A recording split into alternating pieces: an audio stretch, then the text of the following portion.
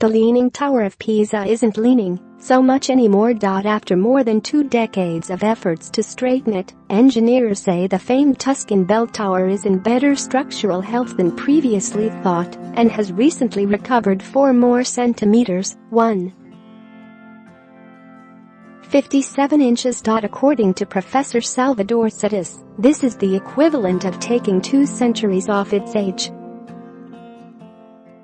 A consultant to the International Committee monitoring the tilt, Nunziante Squaglia, said that while the progressive recovery of tilt is good news, the overall structural health of the tower is more important. In 1987, the Tower of Pisa was declared a World Heritage Site by the United Nations Cultural Organization UNESCO, but as fears grew that it would topple over, it was closed to the public in 1990 and engineers worked to stabilize it for the next 11 years. The 12th century tower was reopened to the public in 2001 and remained open throughout, a restoration costing almost £6 million, partly to keep tourists happy, but partly because the revenue from ticket sales helped pay for the upkeep.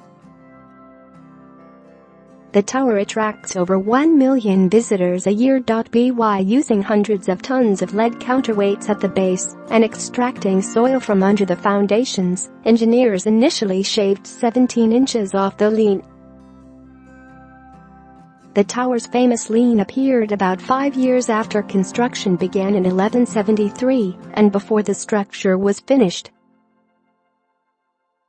The clay and sand below the tower is far softer on the south side than the north and had already started to shift when the builders were working on the third of the tower's 8 stories. This resulted in the now iconic defection in the tower, but initially it meant construction was paused with only the first 3 stories completed. After a 90-year hiatus, engineers restarted work on the tower and built the additional floors diagonally in an attempt to offset the tilt. Further disruptions meant the completion of the structure, a symbol of the maritime might of the Republic of Pisa, was delayed until 1372, a full 199 years after it began.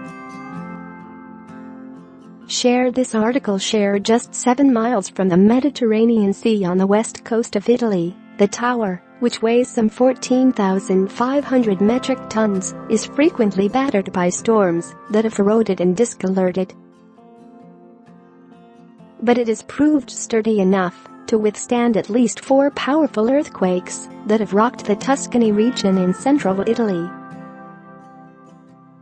The distinctive, yellowish stone came from the quarries of San Giuliano, visible from the top of the tower on the green hills behind Pisa. Experts say the 7-story bell tower should now be safe from further intervention for at least the next 200 years. How did the Leaning Tower of Pisa get its tilt? The famous tower leans precariously at a 5-degree angle, giving it an offset at the top of over 5 meters. Yet the 58-meter-tall 8-story tower has managed to survive, undamaged, at least 4 earthquakes that have hit the region since 1280.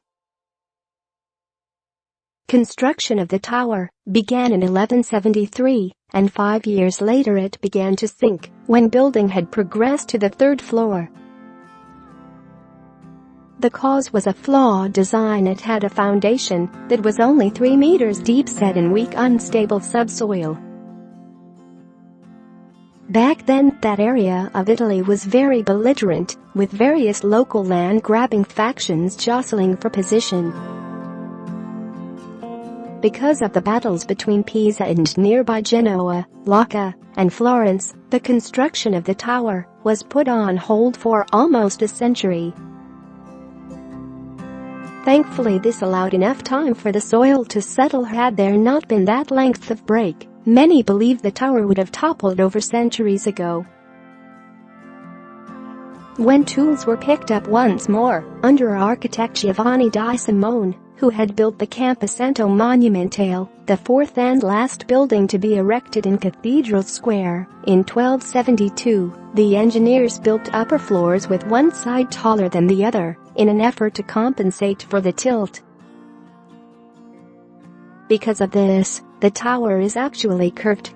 Construction was halted again in 1284, when the Pisans were defeated by the Genoans in the Battle of Meloria, and the seventh floor was not completed until 1319.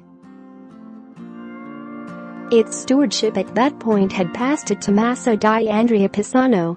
Finally, the bell chamber was finally added in 1372.